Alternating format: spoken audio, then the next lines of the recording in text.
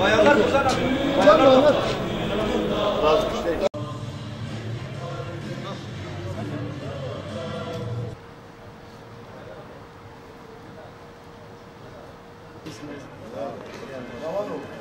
Hoş geldiniz.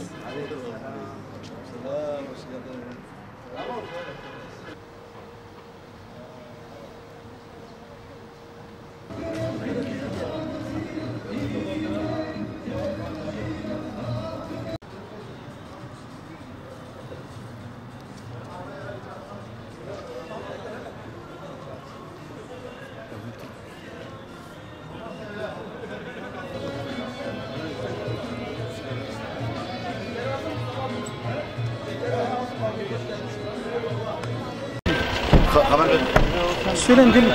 Geliyor desin. Şey Mehmet.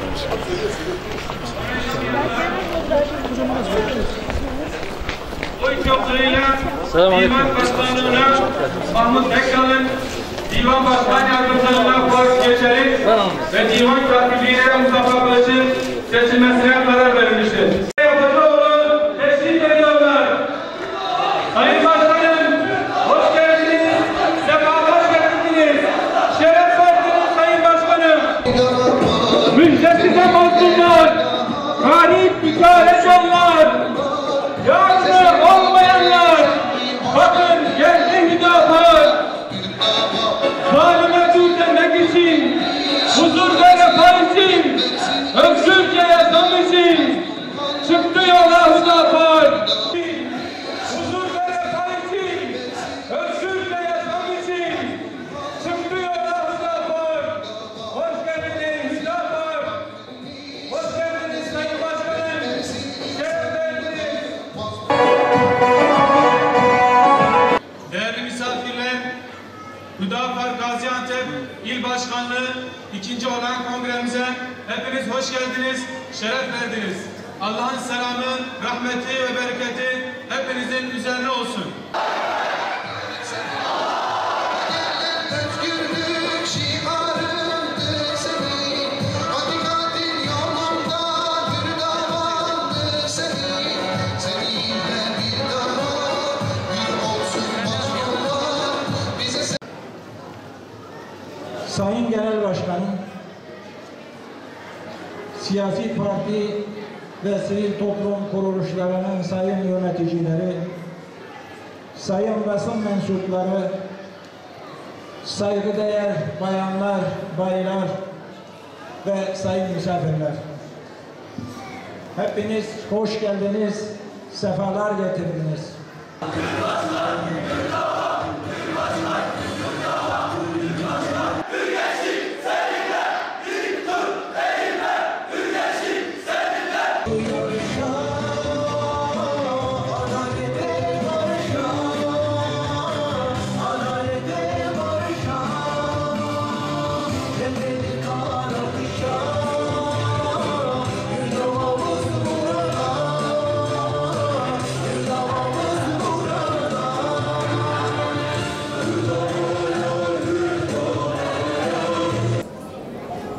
Kıymetli kardeşlerim, saygıdeğer bacılarım, sayın divan ve kıymetli misafirler, değerli basın mensupları, sözlerimin hemen başında sizleri selamların en güzeliyle selamlıyorum. Esselamu Aleyküm ve Rahmetullahi ve Berekatuhu. Allah'ın selamı, rahmeti ve bereketi, mağfireti üzerinize olsun. Gazi şehrimiz, Gaziantep ilimizin 2. olağan kongresinin hem Gazi şehrimize, Antep'imize, hem partimize, hem bütün memleketimize, insanlık ailesine hayırlar getirmesini Cenab-ı Mevla'dan niyaz ediyorum. Evet kıymetli kardeşler, bundan 3 ay kadar önce yine sizlerle beraberdik. 1 Ekim günü Şahinbey ilçe kongremizi gerçekleştirmiştik. O gün de söyledik, yola çıktığımız gün söylediğimiz bir şeyi hatırlattık. önce adalet diyerek, önce insan diyerek yola çıktık. Önce insan, öncelik adalet diyerek şimdi bir kez daha huzurunuzdayız. Siyaset sahnesine çıktığımız günden beri sürekli vurgu yaptığımız bir şeydir adalet. Ve hatırlarsanız 1 Ekim günü size seslenirken söylediğim hususlardan bir tanesi, dikkat çektiğim hususlardan bir tanesi şuydu. Evet, biz doğrularımızı söylemekte ısrar edeceğiz. Biz yola çıktığımız gün söylediğimiz bazı şeyleri dinleyenlerin bir kısmı belki bize dudak büküyorlardı. Ama aradan geçen süre bize bir şey gösterdi. Şu anda pek çok kişi bizim o gün söylediklerimizi dudak bükmelerine rağmen bugün kendi cümleleriymiş gibi söylüyorlar. Varsın söylesinler. Biz bundan ancak memnuniyet duyarız. Evet, gerçekten doğruları tekrar etmeye devam edeceğiz ve bu doğruları tekrar edenlerin sayısı arttıkça bizim sevincimiz artacaktır inşallah. Evet, önce insan, öncelik adalet. Her şeyin temeli adalet. Biz gerçekten kendi aramızda adaleti tesis edersek ancak bugün içinde bulunduğumuz durumdan kurtulabiliriz. Bakınız, şu son günlerin, şu son ayların en sıcak gündem maddelerinden bir tanesi Kudüs idi. Dünyanın baş haydudu Amerika Birleşik Devletleri ve onun başındaki kibir abidesi Trump denen adam bir müddet önce Kuds-ı Şerif'i Siyonizmin başkenti olarak tanıyacaklarını ve 1995 yılında Amerika Meclisi'nin almış olduğu kararı yerine getireceklerini, artık bunu ertelemeyeceklerini, kendi büyükelçiliklerini Kudüs'e taşıyacaklarını ilan etti. Kudüs'ün erleri, müdafaa gençleri. Kudüs'ün erleri, müdafaa gençleri. Kudüs'ün erleri, müdafaa gençleri. Allah'ın izniyle ümmetin tümü, genciyle yaşlısıyla, kadınıyla erkeğiyle, Endonezya'dan Fas'a, Kafkasya'dan Afrika'nın en uç kısmına kadar bir bütün olarak İslam dünyası ayağa kalktı ve buna geçit vermeyeceğini söyledi. Sonra ne oldu? Bir müddet meydanlara çıktık. Tepkimizi gösterdik. Bağırdık, çağırdık. Bizler de Hüdapar olarak meydanlardaydık. Belki bununla ilgili tertip edilen mitinglerden en büyük olanlarından bir tanesi tertip ettik. Tepkimizi ortaya koyduk. Buna geçit vermeyeceğimizi söyledik. Sadece Hüdapar'ın gençleri değil. Allah'ın izniyle bütün olarak ümmetin gençleri buna fırsat vermeyecektir. Ama nasıl? İşte birkaç gün önce Kudüs tekrar bizim gündemimizden düştü. Ne konuşur olduk? Türkiye'de Amerika'da görülen bir kumpas davasını konuşmaya başladı. İran'da sokaklar karışmaya başladı. Suriye'de Doğu Guta'da güya çatışmasızlık bölgesi ilan edilen ve rejim tarafından, zalim Esed tarafından kuşatılan Doğu Guta'da geçtiğimiz gün, yani sadece dün 40'tan fazla hava saldırısı yapıldı. Yemen'de çocuklar açlıktan ölmeye devam ediyor. Bir taraftan o zalim Amerika, onun başındaki kibir abidesi Pakistan'a da diş bilemeye başladı. Ne diyor? Terörle mücadele konusunda neymiş? Amerika ile birlikte yeterince hareket etmiyormuş. Neymiş? Onun terörist dediklerinin bir kısmına terörist demiyormuş. İslam aleminin hali pürmelali gözlerimizin önünde. İşte İslam dünyasının namaz kılarken kıble olarak yöneldiği, Beytül Haram'ın bulunduğu Mekke şehrinin de sınırları içerisinde olan Suudi Arabistan durumu ortada. Dün basına bir haber düştü. 11 prens daha tutuklanmış. Kendi işlerinde Suud hanedanı bile birbirine düşmüş. Şimdi Allah aşkına her birimizi böyle kendi içindeki bazı sorunlarla uğraştırırlarken bizi nasıl Kudüs için, Mescid-i Aksa için, Filistin için, ilk kıblemiz için, yeryüzünde inşa edilen mescitlerin ikincisi için ve ibadet maksadıyla ziyaret edilebilecek 3 mescitten birisi olan Kudüs için nasıl saflarımızı birleştireceğiz?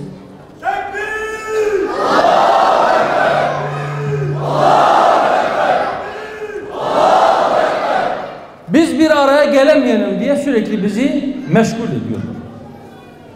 Bizi meşgul ederlerken her birimizin farklı zayıf bir noktasını bulmuşlar. Yumuşak karnımızdan vuruyorlar. Biz de bütün İslam dünyasına, bütün ümmete ve onların yöneticilerine bilhassa çağrıda bulunuyoruz.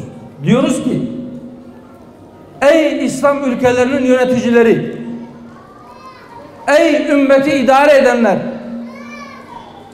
eğer siz emperyalizmin, Siyonizmin sizin içinizi karıştırmasını istemiyorsanız, ellerini burunlarını sizin iç işlerinize sokmasını istemiyorsanız, yapacağınız şeyler bellidir. Bakınız, Suriye karışırken söyledik. İşte bu Mart ayında 7 yılını dolduracak.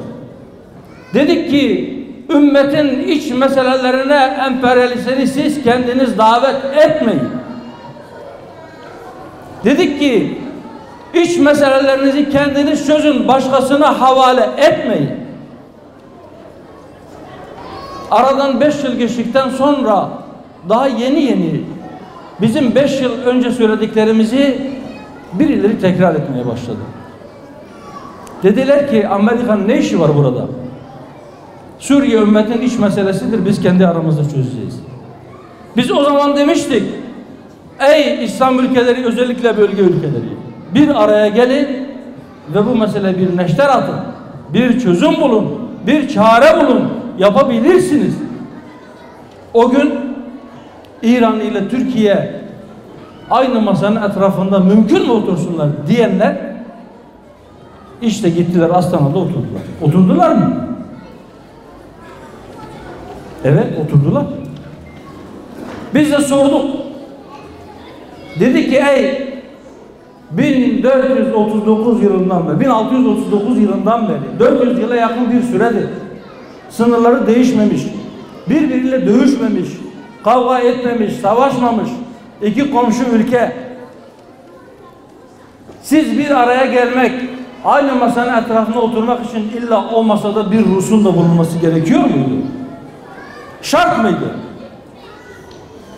Bir Rus aranızda olmadan otursaydınız kavga mı edecektiniz? Aramızda sorunlar olabilir. Bazı konularda farklı düşünüyor olabiliriz. Memleket içinde de böyle. Fakat dışarıdan bir şey geldiğinde sıkılmış yumruk gibi olmak zorundasınız.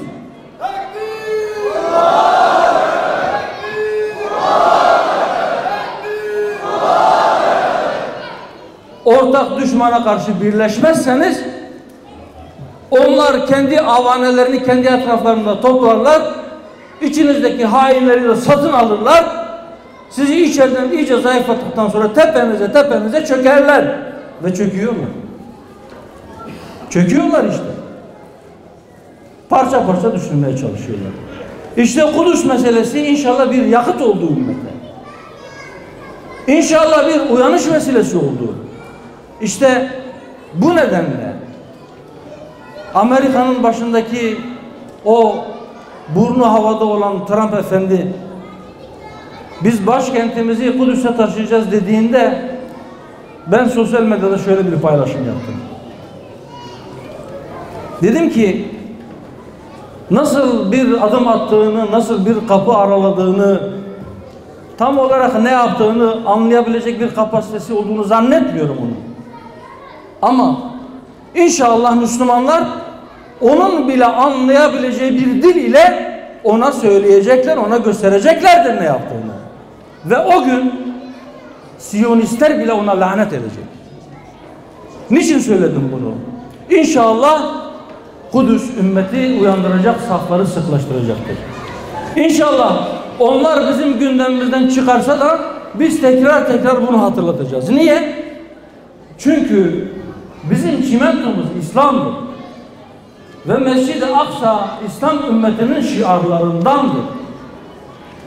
Eğer siz o çimentoyu alırsanız bu Müslüman milletlerin içerisinde, o zaman sizin devletleriniz bile kumdan kalelere döner. Hani çocuklar oyun oynamak için sadece kumdan, o ince kumdan bazı şekiller vererek kaleler yaparlar ya. Sizin devletleriniz, sizin milletleriniz, sizin topluluklarınız, sizin partileriniz, sizin STK'larınız dağılıverir eğer sizi bir arada tutan ortak şeyleriniz yoksa. Bizim ortak noktamız, bizim harcımız İslam'dır. Bizi karıştırmalarını istemiyorsak özümüze döneceğiz. Bizi biz yapan değerlerimize sımsıkı sarılacağız. Bir şey daha yapacağız.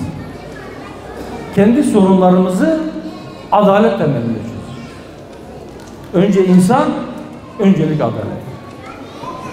Eğer siz kendi sorunlarınızı çözmezseniz, eğer siz kendi aranızda adaleti tesis edemezseniz, eğer siz birbirinize haksızlık ederseniz, o zaman birisi gelir sizi birbirinize karşı kışkırtır. Eğer siz kendi aranızda birilerini aç bırakırsanız, birisi gelir dünyalık bir menfaat ile onu satın almaya çalışır.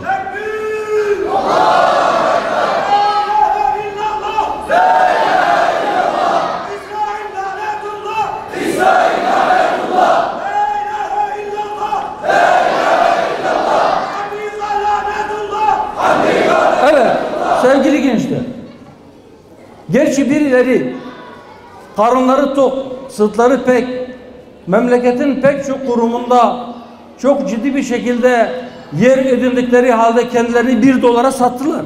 Bazı kansızlar, bazı soysuzlar. O başka. Ama işte mesela İran'daki o karşıtlıklarla ilgili dediler ki hayat pahalılığı protesto ediliyor. Yumurta fiyatları bir hafta içerisinde 2'ye katlanmış. Sosyal yardımlar ciddi şekilde azalmış. Askeri harcamalara ayrılan bütçe artmış. Eğer siz gelir dağılımını düzeltme noktasında ciddi adımlar atmazsanız birileri gelir bunu kullanır. O hayat pahalılığını protesto edip hükümete tepki göstermek için sokağa çıkanlar ikinci günden sonra bir taraflara doğru çekilmeye başladılar, değil mi? İş rejim karşıtlığına dönüştü.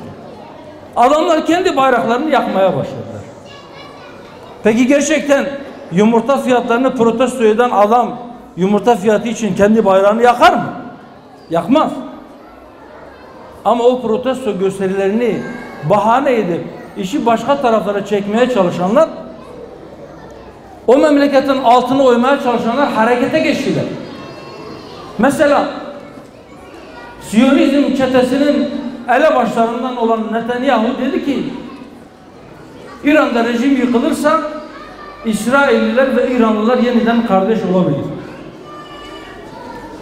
Mesela dünyanın haracını toplayan 20 trilyon doları aşan borcunu kapatmak için en son Körfez ülkelerinin tepesine çöken Amerika diyor ki İran'da özgürlükler ve yeraltı zenginlikleri yağmalanıyor.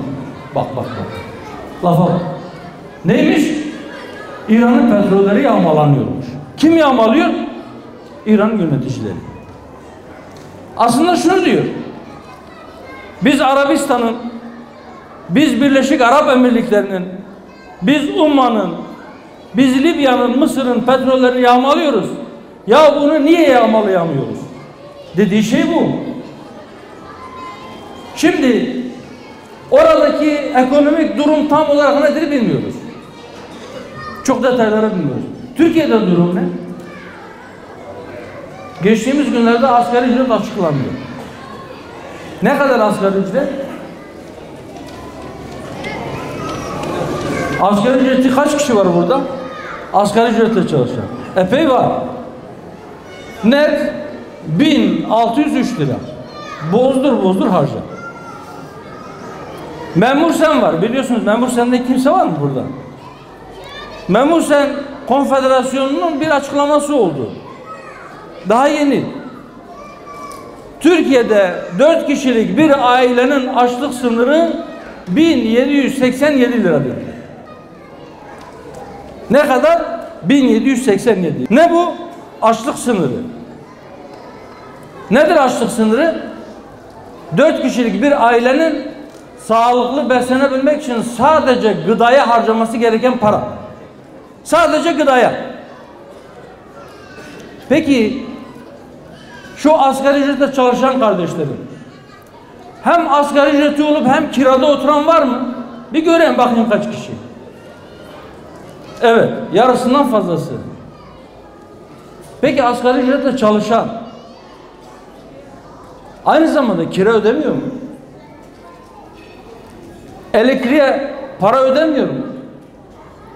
Onun da cebinde herkes gibi bir cep telefonu yok mu? Onların faturasının içerisinde bir sürü vergi yok mu? Yarısından fazlası vergi. Peki bu insanlar nasıl geçinecek? Nasıl karınlarını doyuracaklar? Yine memur sen diyor ki 4 kişilik bir ailenin fakirlik sınırı 5.000 lirayı geçti. Hadi biz vazgeçtik öyle bir, yani her şey dört dörtlük. Yahu aç kalmamak için, yamalı elbise giymemek için, uzaktaki okula çocuğunu yürüyerek göndermemek için, zarurattan olan ihtiyaçları karşılamak için şu verdiğiniz paranın en az 2 misli gerekli bir aile için. Barınma, beslenme, kültür, eğitim, sağlık gibi zorunlu ihtiyaçlarını karşılamaya yetecek ücrettir. Sadece işçinin. Hadi diyelim ki eşi de çalışıyor. Peki çocuklar? Çocukların ihtiyaçlarını kim karşılayacak? O yüzden diyoruz ki gelin şu asgari ücretin tarifini değiştirin. Gelin şu asgari ücreti vergiden muaf hale getirin. Kime söylüyoruz? Mecliste grubu bulunan partilerin tamamına söylüyoruz. Hatırlar mısınız? 2012 yılında mecliste bir anayasa uzlaşma komisyonu kuruldu. O anayasa uzlaşma komisyonunda partilerden bir tanesi bir önerge verdi. Dediler ki asgari ücretten vergi alınmaz diye bir maddeyi de koyalım anayasaya. 4 partinin tamamı, o gün mecliste bulunanlar ki bugün de meclisteler, birinin adı değişti. Tamamı dediler ki tamam. Asgari ücretten vergi almayalım. Sene kaç? 2012. Kaç yıl geçti üzerinden? 5 yıl küsur. Bu 2012'nin Eylül ayında oluyor. Şimdi biz de o günden beri birkaç kezdir, her vesileyle daha doğrusu, en az ayda bir hatırlatıyoruz hükümete. Hatırlatıyoruz diye siyasi partilere. Ne oldu? Ne değişti? O imzalarınızı biz millete verilmiş bir söz olarak anlıyoruz ve öyledir. Sizin millete bir sözünüz var, asgari ücreti vergiden muaf hale getireceğiz diye. Sözünüzde durmuyorsunuz 5 yıldır. Bu sözünüzü yerine getirene kadar her fırsatta bunu biz de sizin yüzünüze vurmaya devam edeceğiz. Ya bu sözünüzü yerine getireceksiniz ya da bizden bu azarları, bu ikazları işitmeye devam edeceksiniz.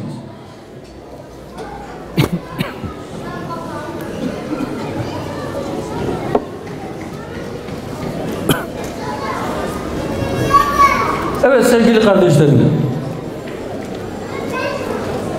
Bir de şu son dönemde gündemde olan hususlardan bir tanesi şu taşeron işçiler meselesi.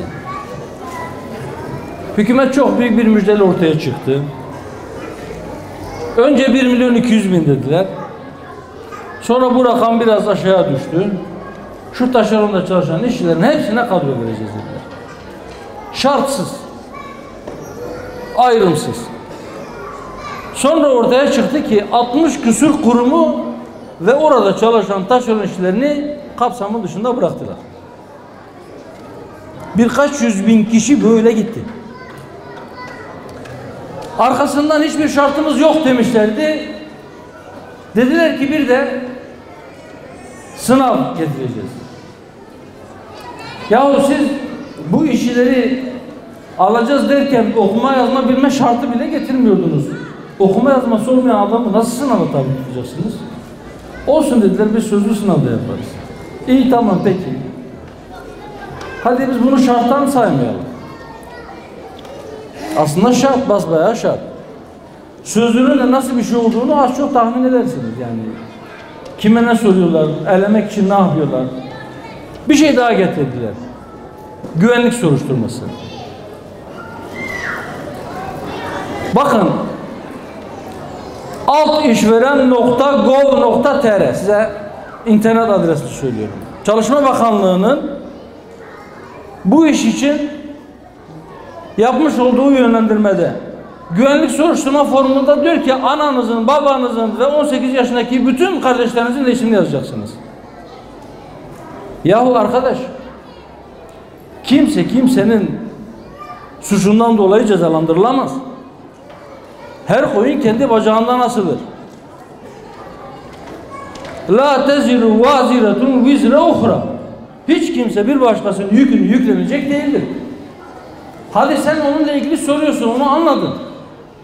Anne, baba, kardeşler. Bu nasıl bir şey? Şimdi güvenlik soruşturması yapıyorsunuz. Peki bu güvenlik soruşturmalarını neye göre yapıyorsunuz? Siz kendiniz söylüyorsunuz. Sizin önceki İçişleri Bakanınız söyledi. Dedi ki emniyet istihbaratındaki her 100 kişiden 85 tanesi FETÖ mensubuydu. Doğru mu? Dediniz. İl emniyet müdürlerinin %70'i, bilmem valilerin %60'ı. Şimdi emniyet istihbaratı bu bilgileri topladı, kendisine göre bir şeyler yazdı. Devletin hafızasını yazdı yani. Bugün terörist diye o adamları kovalıyorsunuz. Amerika'dan, Almanya'dan, Hollanda'dan istiyorsunuz. Yakaladıklarınızı içeriye atıyorsunuz. Ama onların yazdığı hafızaya göre insanlara muamele yapıyorsunuz. Sana iş yok diyorsunuz. Bunda bir terslik yok mu? Yok mu? Sadece bu mu? Taşeron işçisine diyorsunuz ki sen müracaat ederken gel şuraya bir imza at. Ne var? Ne yazıyor orada? De ki ben bu çalıştığım iş yerinde, daha önce taşeron işçi olarak çalıştığım iş yerinde hizmet sözleşmesinden kaynaklanan hiçbir hakkım yoktur. Varsa da ben bunu talep etmeyeceğim. Bütün haklarımdan vazgeçtim. Başka? Mahkemede dava açmışsan bir de gidip mahkemeye hitaben bir dilekçe vereceksin. Diyeceksin ki ben bu davamdan da vazgeçtim. Başka? Senin daha önce açmış olduğun bir dava varsa, mahkemede seni haklı bulmuşsa, o çalıştığın kamu kurumu sana borçluysa ve borcunu vermemişse, vermediği için sen gidip onu icraya vermişsen, gidip ondan da vazgeçeceksin. Diyeceksin ki ben senden alacaklarımdan da vazgeçtim. Sonra bütün bu belgeleri tamamlayacaksın, 10 gün içerisinde getirip teslim edeceksin. Benim de hesabıma gelirse ben seni kadroya alacağım. Peki ya almazsan ben o haklarımı yeniden isteyebilir miyim? Olmaz. Sen vazgeçtin bundan. Niye? Zaten ben asgari ücretle çalışan, günde bir öğünü atlayan bir adamdım. Açtım ben ya da sen benim 3 kuruşuma göz mü koydun devlet olarak? Evet, hesabına gelirsen. Sonra da ne oluyor bunun adı? Taşeron işçisine müjde. Öyle mi? Madem öyle, ben de buradan hükümete bir müjde vereyim. Ey hükümet! Ey hükümet yetkilileri! Siz bu kafayla devam ederseniz, siz kadro vereceğiz diye insanlara bu kadar ümit verdikten sonra onların tamamını alacaklarından vazgeçirip sonra da yarısına kadro verip öbür yarısını dışarıda bırakırsanız onlar da seçim zamanında size çok müjdeli haberler verecekler. Ben şimdiden size müjdeliyorum. Evet. Evet. Hanımefendiler, bacılarım, kardeşlerim, gençler, sorun çok. Memleketin gündeminde mevzu da çok. Fakat bütün mevzuları bugün bir yerde sadece bir tek il kongresinde sıkıştırıp hepsini halletmek veya hepsiyle ilişkin kendi duruşumuzu, görüşümüzü ifade etmek imkanı yok. Çünkü gerçekten sorunlar birikiyor. Ama inşallah bu sorunların farkında olarak ve çözüm yollarını da bilerek, adaletin her şeyin temeli olduğuna inanarak kolları sıvadık, şunu biliyoruz. Memleketin bu bakış açısına, memleketin bu duruşa, insanımızın özüne, fıtratına dönmeye ihtiyacı var. Bu yolda çalışanların çabalarını arttırması gerekiyor. Memleketlerimizde küçük bir azınlık toplumu ifsad etmeye, yanlış taraflara götürmeye çalışıyorlar. Büyük bir çoğunluk kendisini akıntıya bırakmış. Yine az bir grup o olumsuzlukların içerisinden memleketi ve milleti çekip sahil-i selamete çıkarmaya çalışıyor. Biz inşallah o gemiyi sahil-i selamete çekmeye çalışanlarız. O tuttuğumuz halatı, o gemiyi o selamet sahiline çıkarmak için bağladığımız o halatı sakın ha bir an olsun bırakmayın. Ellerinizi gevşetmeyin. Sakın ha dizleriniz gevşemesin. Aklınızdan bu çıkmasın. Sorumluluğunuzun ağır olduğu, yükünüzün ağır olduğu, yolunuzun uzun olduğu, işinizin çetin olduğu sürekli aklınızda bulunsun.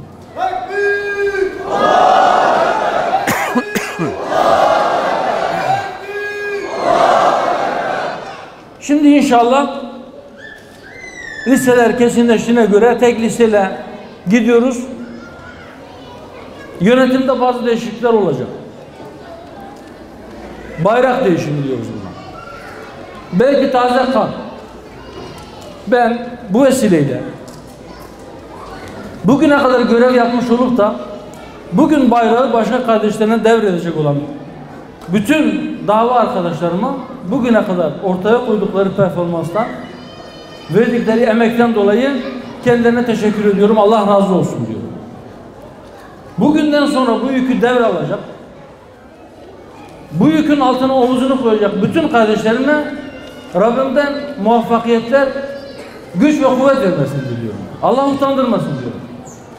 Ve seçim sonuçlarını şimdiden hem Antep teşkilatımıza, hem Gaziantep şehrimize, hem bütün olarak milletimize, memleketimize, İslam alemine ve insanlık ailesine hayırlar getirmesini temenni ediyorum. Hepinizi Allah'a emanet ediyorum. Esselamu Aleyküm ve Rahmetullahi ve Berekatuhu.